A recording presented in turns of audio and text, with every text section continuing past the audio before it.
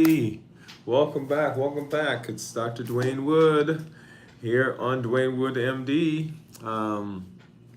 Just so excited to be here. And I am just past 48 hours in this week's fast. That's right, 48 hours. And it's been a good week.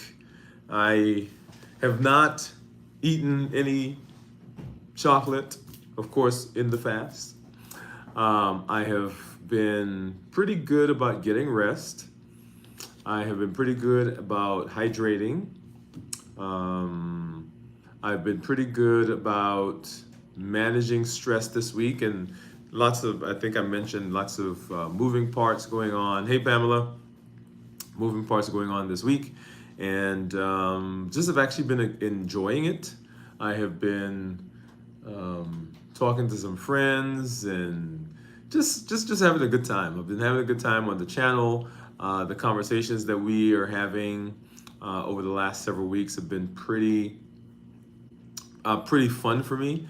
It is the basis of a lot of the things that I teach, that I believe, that I've come to learn, that I incorporate into my own life, and so being able to share that with everybody, share that with you.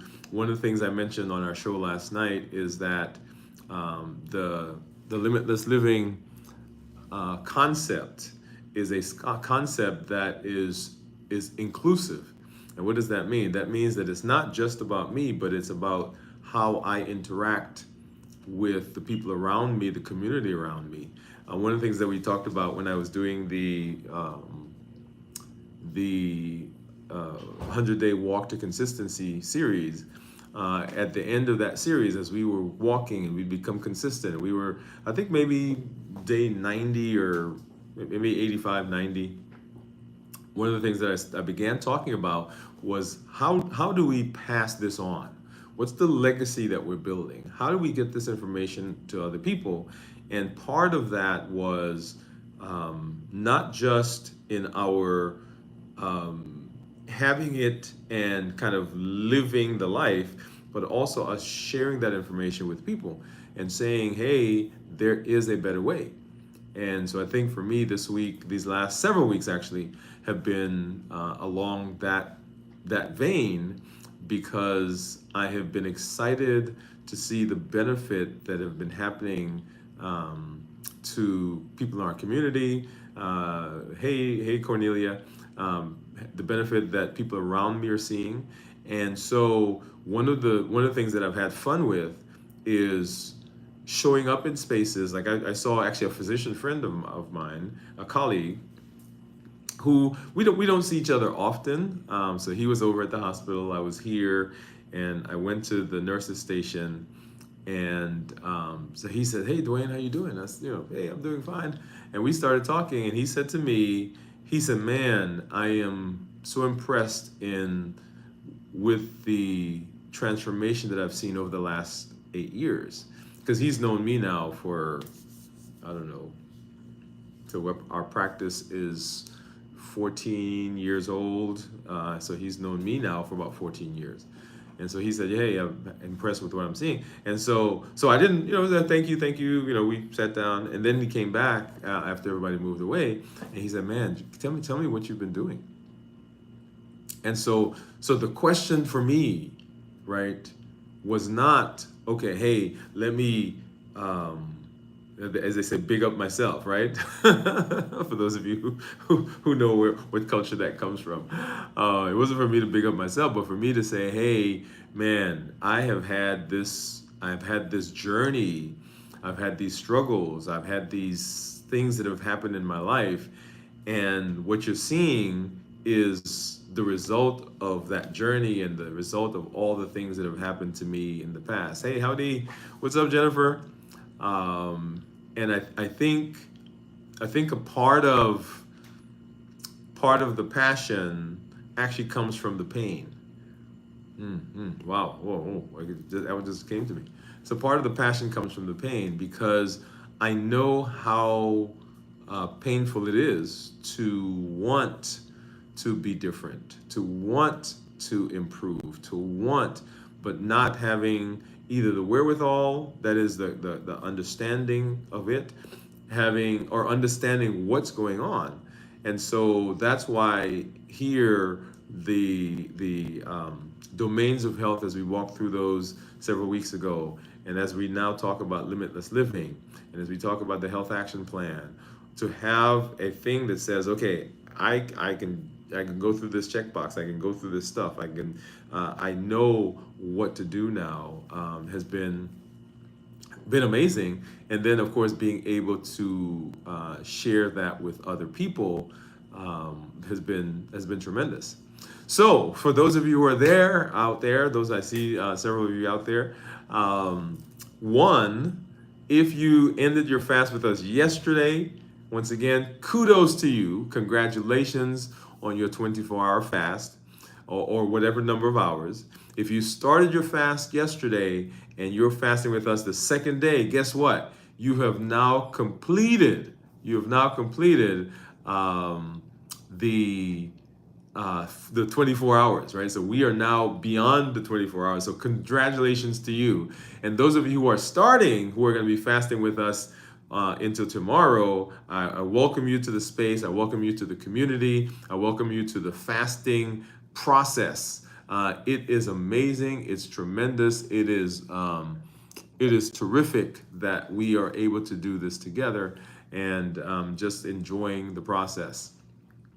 Tomorrow we'll come back. We'll do our check-in. Actually, we'll probably do our show, 72-hour final for the fasting for the week. Probably end up doing that. End up doing that right around noon, 1 o'clock tomorrow. As I get ready for the weekend, because as you know, I'm speaking down in Birmingham, so looking forward to that, and just to share what I'm going to eat and how we're going to break that, and talking more about the interaction of how we fuel the body in our non-fasting space that then supports us in the fast. Okay, so that's what we're going to be talking about. Actually, tonight when we do our check-in, and then of course into tomorrow. I see Pamela says that she started our fast last night. Cornelia said, I'm struggling. The food noise has been crazy. Oh, yeah, Cornelia. So food noise. And for those of you who may be new to the community or watching this and don't understand what that means, it is the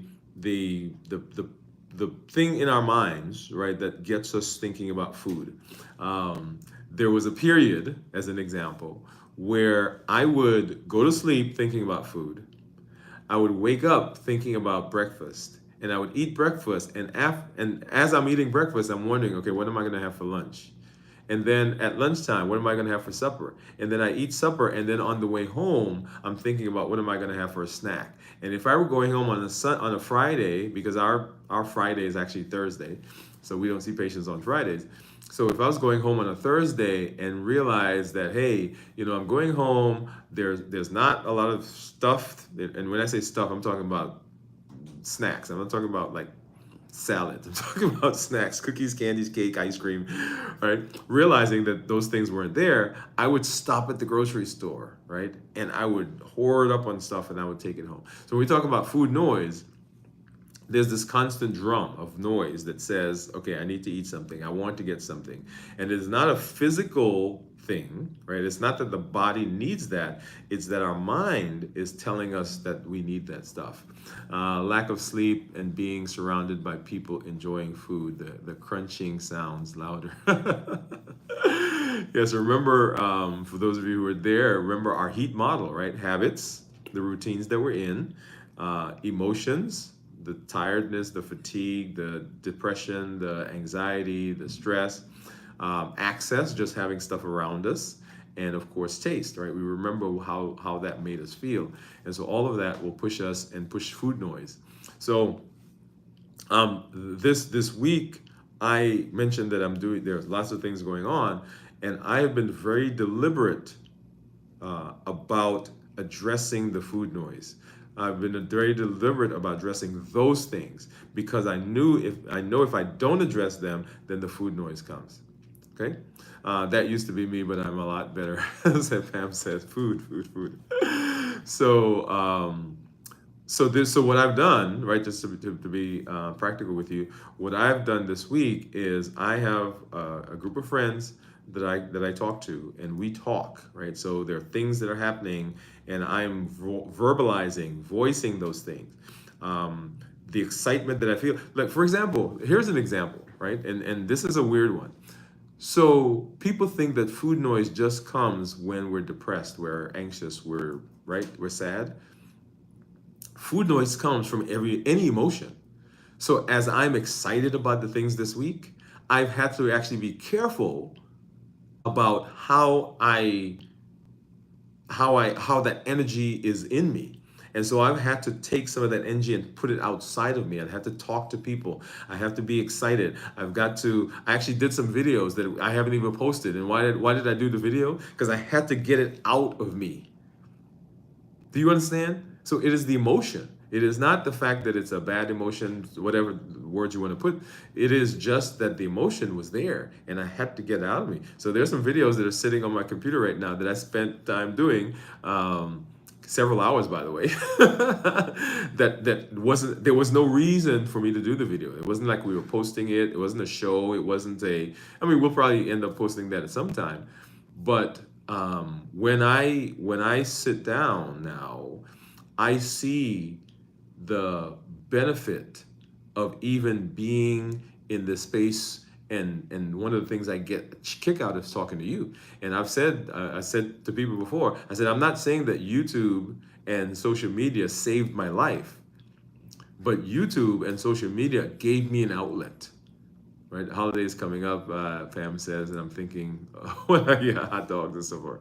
Right, so this gave me an outlet to connect with people, who are like-minded. So that, for example, when Cornelia said that the food noise was loud, she didn't have to explain what that meant, right? Because the community understands what that means. And so being in this space with you has been amazing for me. And of course, as I started saying, I have some friends that I've been talking to and just sharing things that are going on. And it's not bad things. It's just, okay, this is where I am. And then as I've been getting ready for my discussion down in Birmingham, there's been so much stuff that has come up that I've had to face for myself, because now I'm getting ready to go talk to people, right?